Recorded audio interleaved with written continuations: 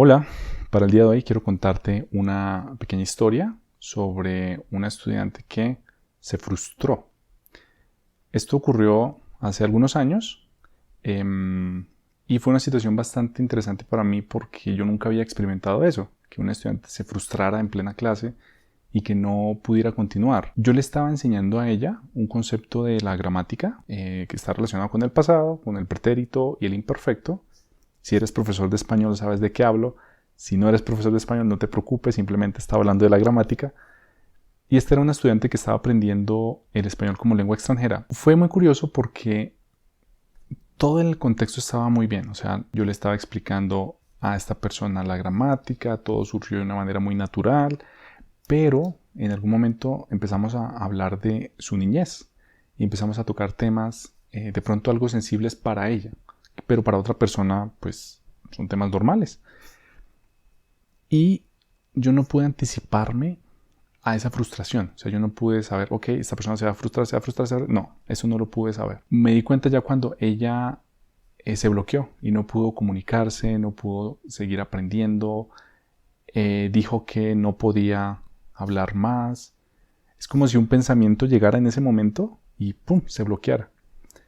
Entonces, pues obviamente para mí es muy importante que la persona que está aprendiendo el idioma pues se sienta cómoda. Entonces yo no podía continuar ese día. Lo que hicimos fue paramos esa clase de español y continuamos en la siguiente. Entonces te puedo decir que fue una experiencia bastante particular para mí porque nunca me había pasado eso. Y hoy pues quería hablarte sobre eso, sobre cómo lidiar con la frustración, especialmente si eres profesor, ¿cierto? O si eres estudiante también te puede servir. Cuando pensamos en la frustración, pensamos en algo malo, ¿cierto? Pensamos en que la frustración es algo que no debemos sentir, que la frustración es fracaso, que la frustración es de pronto debilidad. Pero vamos a ver qué tan cierto es eso y si ocurre en todos los casos, eso que mencioné. ¿Cómo se ve la frustración? Puedes ver a una persona frustrada como esta mujer que ves aquí, que esto es muy evidente, o quizás puedes ver cosas no tan claras. Quizás la persona está bruxando, el estudiante está bruxando como o quizás sus puños, hay una ligera tensión en sus puños. Por supuesto, sus manos se pueden poner sudorosas, cosas como estas. En contextos en línea, enseñanza en línea, puedes ver en la cámara, cuando ves al estudiante, puedes ver quizás que su atención no está en la pantalla o está mirando su teléfono, que eso resulta ser mucho más grave, o cosas como esas. Hay otros signos emocionales que puedes analizar. Por ejemplo, hay estudiantes que cuando están frustrados, se ponen erráticos y se pueden poner a la defensiva, incluso contigo como profesor. En contextos de enseñanza uno a uno, pues tienes la ventaja que tienes un control enorme sobre ese laboratorio de enseñanza-aprendizaje. Pero si tienes un grupo grande de estudiantes, eso es más difícil. Sin embargo, como profesor, debes tener esa gran habilidad de anticiparte a esa situación. En contextos presenciales, puedes ver comportamientos como el estudiante camina, no se puede quedar quieto, se distrae fácilmente, habla con sus compañeros y quizás pensamos que es otra cosa, que hay un desinterés innato por el estudiante, pero realmente no estamos analizando que haya frustración. ¿Cómo sobrellevar la frustración en un proceso de aprendizaje? Como profesor, tienes que enseñarles a ellos a sentir esa frustración, a reconocerla, porque cuando alguien reconoce esa frustración, puede tratarla con facilidad. O sea, si sabemos qué tenemos, pues sabemos cómo reaccionar. Puedes hacer ejercicios tan directos como contar hasta 10, ¿cierto? Eso puede ayudarlos a regularse, pero muchas veces no puede funcionar. También puedes enseñarles a ellos que no hay vergüenza en explicarlo, en exponerlo. Decir, mira, profesor, yo me siento así, estoy frustrado, no puedo continuar, me siento bloqueado. Entonces tú como profesor puedes explicarles un contexto en el que tú hayas estado así y cómo lidiaste con ese caso tú puntualmente. Puedes pensar en técnicas físicas, por ejemplo, la meditación. Yo no voy a enseñarte a meditar porque yo no soy un gurú de la meditación, yo no hice estudios en la India, nada de esto. Pero sí puedes enseñarles cosas tan sencillas como respirar de manera consciente. Quizás una inhalación de 5 segundos, mantienen 5 segundos la respiración y exhalan 5 segundos y hacen algunas repeticiones. Eso puede ayudarlos a equilibrarse. un estudiante relajado puede sobrellevar mejor su frustración. Hay otro tema que es la parte del sueño.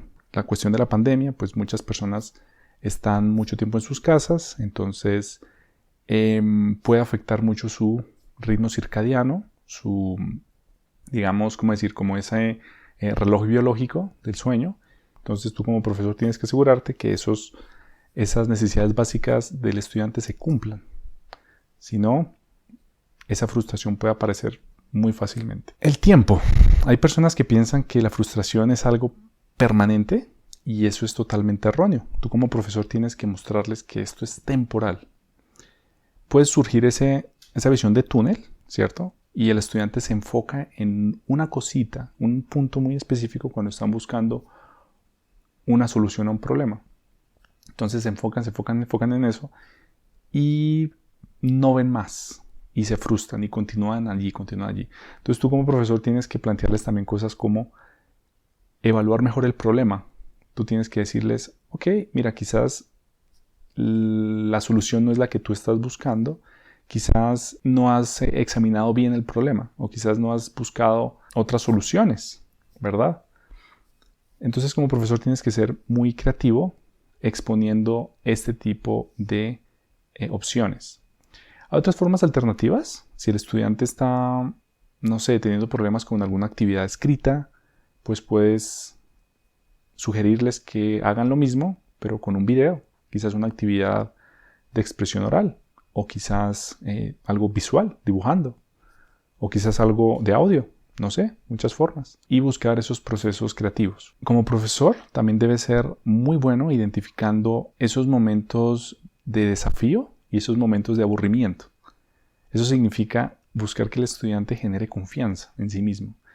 Y eso es lo que hace un buen profesor. Entonces tú tienes que ser capaz de anticiparte a esa frustración y también anticiparte a ese aburrimiento.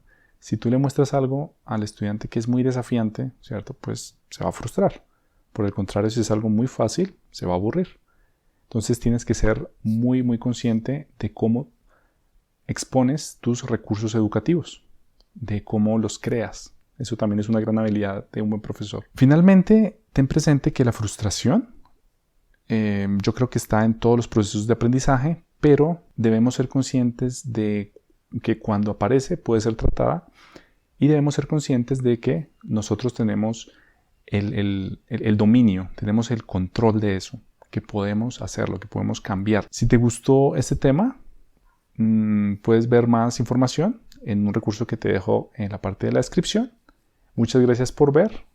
Por favor, suscríbete y nos vemos en el siguiente video. Hasta luego.